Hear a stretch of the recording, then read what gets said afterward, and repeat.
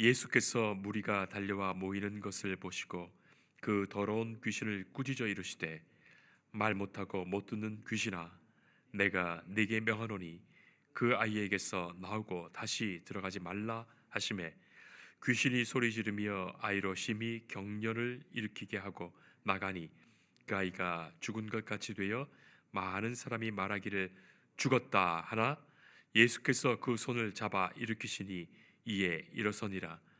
집에 들어가심에 제자들이 조용히 묻자오되 우리가 어찌하여 능히 그 귀신을 쫓아내지 못하였나이까. 이르시되 기도 외에 다른 것으로는 이런 종류가 나갈 수 없느니라 하시니라. 아멘.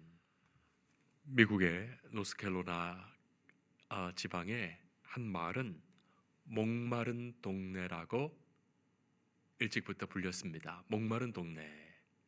왜 그런가 하면 오래전에 그 지역에서는 알코올이 들어간 음료 판매가 법적으로 금지되어 있어서 목마르다 그렇게 말하며 사람들이 그 동네는 목마른 동네라고 불렀다는 거죠. 그런데 한때 그 동네에 술집 하나가 지어지고 있다는 소문이 나돌기 시작했습니다. 그래서 그 지역 교회에 교인들이 이 술집 지어지지 않도록 해달라고 하나님께 간절히 기도하자. 그래서 철야 기도를 드렸던 거예요. 술집 지어지지 말라고. 그런데 며칠이 지난 어느 날에 번개가 그 술집에 내려 꽂히면서 건물을 완전히 태워버렸습니다. 자, 그런데 술집 주인이 이 교회와 교인들을 대상으로 소송을 낸 거예요. 그 교회에서 철야기도 해서 그렇게 되었다고 말이죠. 그런데 정작 그 교회 교인들은 자신들은 잘못이 없다고 변호사를 그렇게 고용했다는 거예요. 참 재밌는 것은 이 재판을 담당한 담당 판사가 이렇게 말했다는 겁니다. 술집 주인은 기도의 능력을 믿는데 교인들은 기도의 능력을 믿지 않다니 그게 문제군요. 그렇게 말했다는 겁니다. 성도 여러분, 여러분들은 기도의 능력을 믿으십니까? 여러분은 기도하십니까? 혹시라도 기도를 하지 않는다면 왜 안 하시고, 만약에 기도를 하신다면 왜 하십니까? 성도 여러분, 성경에는 곳곳에서 기도하라 하십니다. 우리 주님 예수님께서는 언제나 기도하셨고 모든 일을 시작하시며 기도로 그 일을 시작하셨을 뿐만이 아니라 기도로 하나님의 모든 일들을 이루어 가셨어요. 한 유명한 목사님이 영국을 방문하는 중에 감리교회 장시자인 요한 웨슬리의 그 고택과 집무실을 둘러보게 되었습니다. 그러다가 평소에 기도하시던 그 기도실 내에 기도하는 방을 만들어 두셨는데 그 기도실에 들어가 보았는데 거기에 보니까 마룻바닥에 구멍이 2개가 뚫려 있는 거예요. 무슨 쥐구멍 같이 말이죠. 그래서 목사님이 안내자에게 물으셨어요. 저것은 무슨 구멍입니까? 그러니까 안내자가 아니 목사님 생각에는 어떤 구멍이라고 생각됩니까? 제 생각에는 쥐구멍 같이 생겼는데 쥐구멍 아닙니까? 천만에요. 저것은 웨슬리의 기도의 흔적입니다. 그렇습니다, 성도 여러분. 얼마나 기도를 열심히 했던지 웨슬리가 무릎 꿇고 기도한 그 마룻바닥에 그 무릎 자국이 구멍이 되어 뚫려 있었던 거예요. 웨슬리는 새벽 4시마다 2시간씩 꼭 기도했다 하죠. 그리고 매 수요일과 금요일에는 규칙적으로 금식 기도를 했다고 그렇게 알려져 있습니다. 성도 여러분, 우리가 하나님을 믿는 것, 우리가 주의 일을 감당하는 것, 그것은 기도하는 것으로 증명됩니다. 기꺼이 주님 앞에 나와 기도하는 자가 하나님을 믿고 있는 거예요. 이 기도를 통하여 하나님께서 역사하심을 믿고 알고 있는 사람입니다. 믿음이 있는지 없는지 스스로에게 물어보세요. 나는 과연 모든 일에 기도하는 사람인가? 예수님이 산에서 기도하고 내려오셨습니다. 마가복음에서는 그렇게 기록되어 있지 않지만 누가복음에서는 이 산 위에 올라가신 일이 누가복음 9장 28절에 기도하러 산에 올라가셨다 그렇게 되어 있어요. 베드로와 요한, 야고보를 데리고 기도하셨습니다. 베드로와 요한, 야고보는 기도하는 중에 환상을 보았죠. 예수님이 변화하신 영광스러운 모습을 봅니다. 자, 그런 후에 기도한 후에 내려왔던 거예요. 그런데 남아있던 9명의 제자들과 무리들과 사람들이 웅성웅성합니다. 한 아버지가 귀신 들린 자기 아들을 고쳐달라고 예수님께 왔었죠. 그런데 마침 예수님이 안 계시니 제자들이 그 아들 고치겠다고 온통 난리를 피웠습니다. 소동이 벌어졌습니다. 그런데 귀신도 못 쫓아내고 망신당했어요. 마침 그 자리에 왔던 서기관들이 그 제자들을 비난했던 겁니다. 그래서 한창 막 변론이 이루어지고 있었던 그런 상황입니다. 그런데 성도 여러분, 한번 생각해 보세요. 제자들도 망신이지만 아들을 그렇게 놀림거리, 조롱거리, 망신거리로 세워둔 이 아버지의 마음이 어떻겠습니까? 그야말로 비참해진 상황 아니겠습니까? 자, 예수님이 오셨어요. 자초지종을 물으신 후에 예수님 말씀하십니다. 믿음이 없는 세대요. 믿음이 없는 세대요. 믿음이 없는 성도요. 믿음이 없는 교회요. 오늘 우리에게 하시는 말씀 아니실까요? 아이는 예수님을 보자 더 발작이었습니다. 아이는 거꾸로 쥐고 거품 흘리고 이를 갈고 몸이 파리해집니다.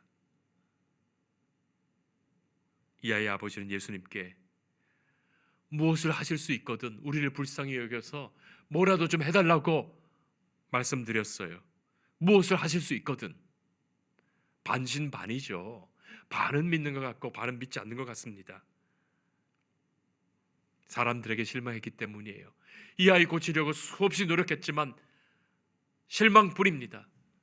제자들이 기도해 주었지만 제도들이 물러가라 했지만 전혀 고쳐지지 않았습니다. 자, 그런 아버지에게 예수님 말씀하십니다. 할 수 있거든이 무슨 말이냐? 믿는 자에게는 능히 하지 못할 일이 없다.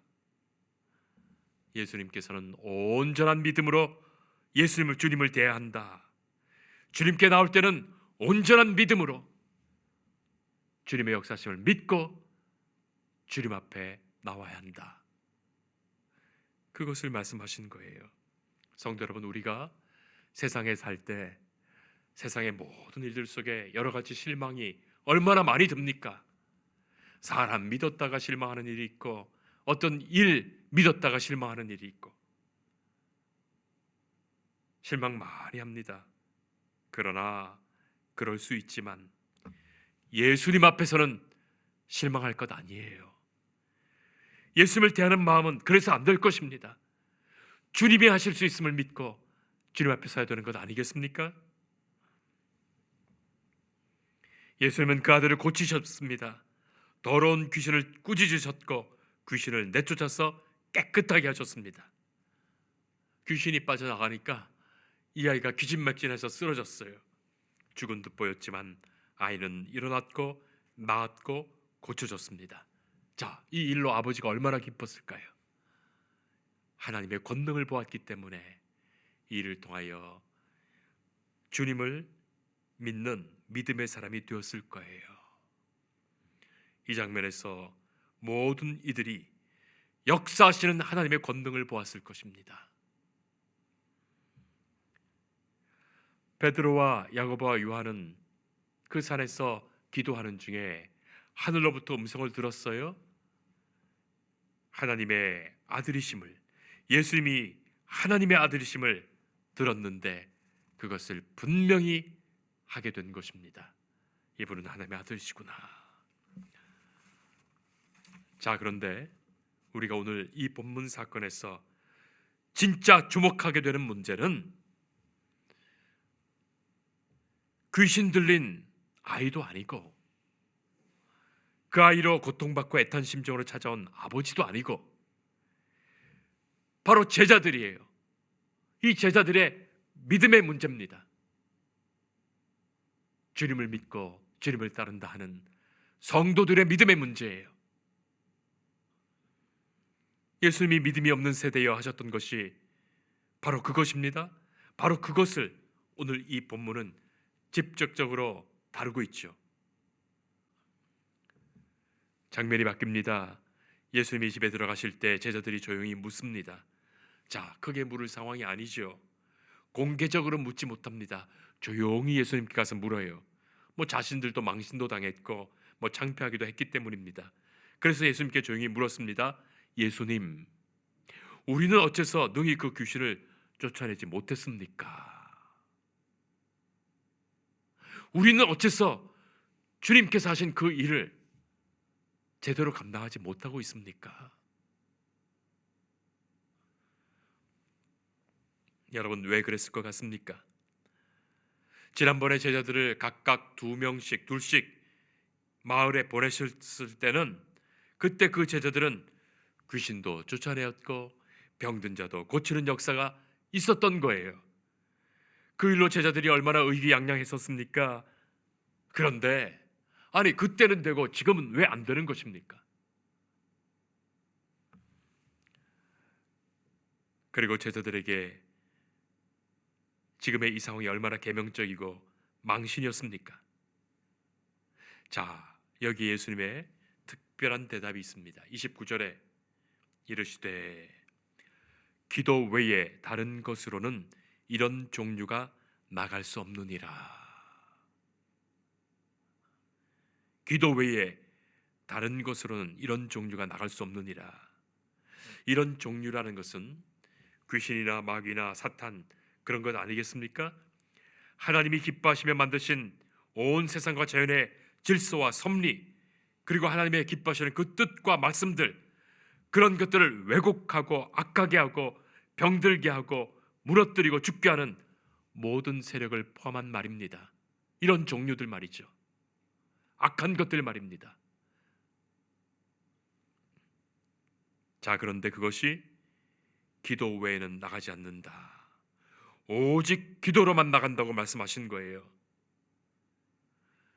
이미 앞에서 예수님께서 믿음이 없는 세대여 하셨지요? 그 말씀과 관련해서 생각해 보면 이 기도의 문제는 곧 믿음의 문제예요. 믿음과 관련된 기도입니다. 성도 여러분, 우리는 기도에 대해서 많은 것을 생각하고 알 수 있지만 오늘의 이 사건은 기도가 곧 믿음의 문제임을 분명히 보여주며 몇 가지를 생각하게 하십니다. 첫째는 이 말씀은 먼저 기도했는가 하지 않았는가 그 문제를 제기합니다. 기도했는가 하지 않았는가. 기도는 하나님께 드리는 것입니다. 하나님을 믿고 하나님의 권능과 역사를 의지하는 문제입니다. 그러니 기도는 믿음과 관련합니다. 성도 여러분, 성도는 기도합니다. 모든 일에 기도하는 거예요. 어떤 일에도 기도하는 거예요. 기도해야겠다 하는 그것이 아니라 기도하는 거예요. 기도하지 않고 하는 일은 아무리 하나님 일 같아도 실은 사람의 일일 뿐입니다. 기도하고 감당하십니까? 조그마한 주의 일, 신앙의 일, 기도하고 감당하십니까? 기도할 때만 실망치 않는 거예요. 감사하게 감당하는 거예요. 기도하지 않고 감당할 때는 다 인간적인 일되고 실망이 많아집니다. 기도할 때만 그것이 하나님의 일됩니다. 선한 일 되고 의로운 일 되고 하나님의 뜻과 영광을 위한 일 됩니다. 그래서 모든 일에 앞서서 성도는 기도하는 거예요. 기도하고 시작하고 기도로 끝맺는 거예요. 이 일이 전적으로 하나님의 역사심 속에 있는 일임을 알고 처음부터 마칠 때까지 모든 일이 하나님이 기도 속에 이루어 주시는 응답으로 이루어 주시는 것임을 알고 우리가 기도하는 거예요. 자, 두 번째는 이 말씀은 기도에 능력이 임한다는 것이에요. 기도의 행위 자체가 능력 있는 것이 아닙니다. 기도를 통하여 하나님께서 역사하시는 거예요. 기도를 통하여 하나님이 역사하신다. 우리가 하나님을 믿고 기도하는 것이니, 하나님을 신뢰하는 마음에서 기도드리는 것이니, 기도는 하나님의 능력이 나타나는 통로가 됩니다. 야고보서 5장 16절에 의인의 기도는 역사함이 크나니. 성도 여러분, 우리가 살아가는 삶 속에 하나님께서 기도의 응답으로 주신 사건이 너무나도 많아요. 그런데 그것은 기도하는 사람만이 아는 거예요. 하나님이 어떻게 이루어 가시는지 기도하는 사람은 압니다. 기도하지 않은 사람은 전혀 몰라요. 뭐 우연히 되었고 어쩌다가 되었고 그냥 그렇게 된 줄 알아요. 하나님이 기도를 응답하시고 하나님이 기도를 통해 우리를 만나시고 기도를 통해 하나님의 능력을 나타내시는 것, 기도하는 사람만이 알게 됩니다. 자, 세 번째, 이 말씀은 기도하는 사람에게 능력 주시어 그를 사용하신다는 말이에요. 마가복음 6장에 12제자들을 둘씩 보내실 때, 그때는 이 본문에 자세히 보면 6장 7절에 예수님께서 더러운 귀신을 제하는 권능을 주셨다, 그렇게 기록됩니다. 하나님이 주셔야 합니다. 내가 할 수 있는 것이 아니에요. 하나님이 주실 때 하나님의 능력으로 일어나는 일입니다. 아마도 제자들은 자신들이 하나님께 쓰임받았다는 것을 깜빡 잊고 자기가 할 수 있는 일이라고 생각했던 거예요.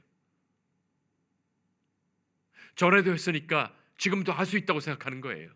내게 능력 있다고 생각하는 거예요. 결코 그런 것이 아닙니다. 하나님이 그 시간에 그때에 능력 주실 때만 감당하는 거예요. 내가 하고 싶을 때 언제든지 그런 일이 일어나는 것이 아닙니다.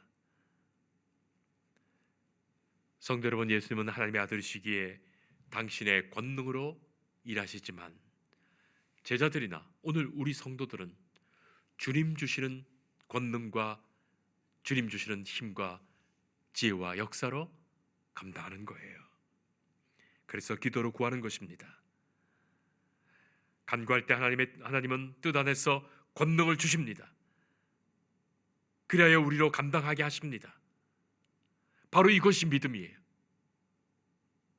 나로서는 능력이 없지만 주께서 능력 주실 때 감당할 수 있습니다. 이것이 믿음이에요. 내가 할 수 있다고 생각하는 것은 교만이고, 내가 할 수 없고 주께서 권능 주실 때 주께서 이루시고 감당하게 하신다는 것이 곧 믿음입니다. 그것이 할 수 있거든이 무슨 말이냐 하신 뜻이에요.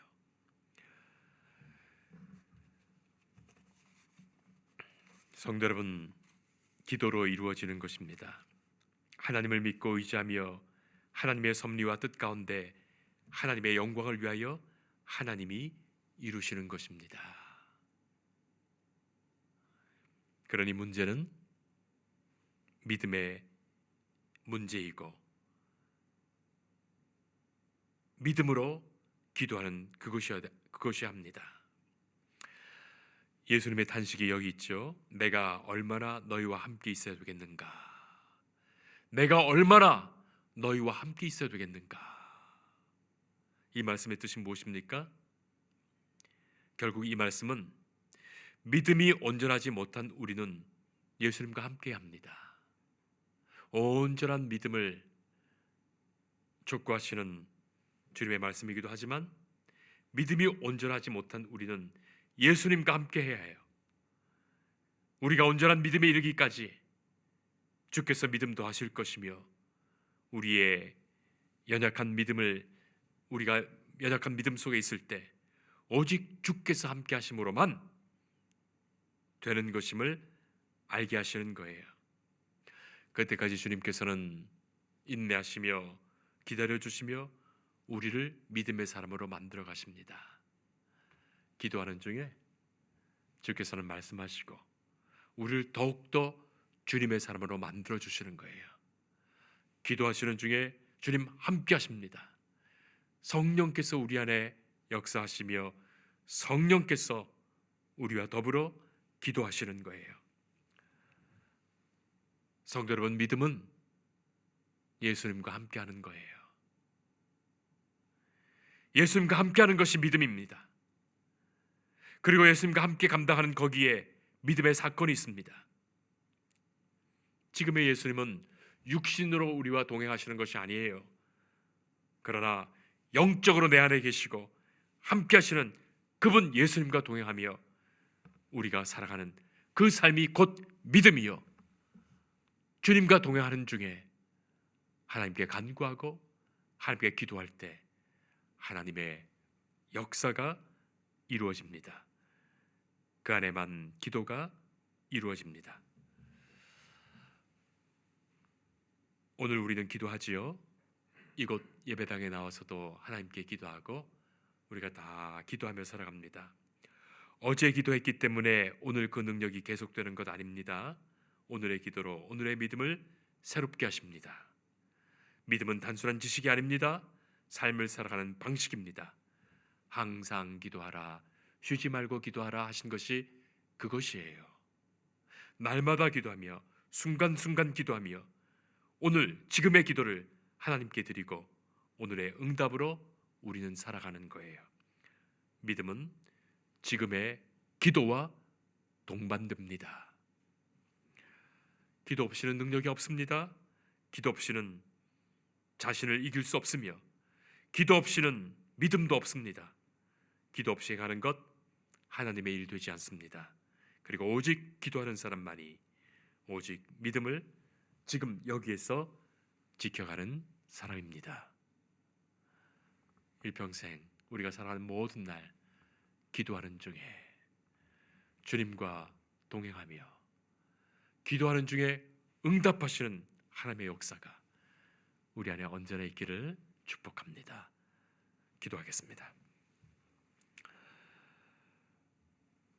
살아 역사하시는 하나님, 우리의 연약함을 주님께서는 아십니다.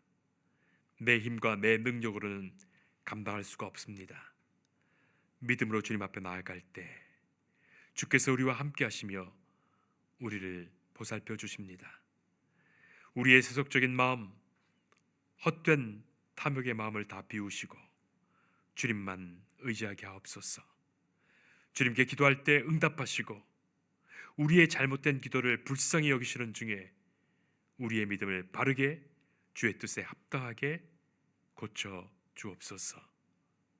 충만한 은혜와 기쁨 중에 주의 선하신 도우심과 그 능력으로 살아가게 하옵소서. 예수님 이름으로 기도합니다. 아멘.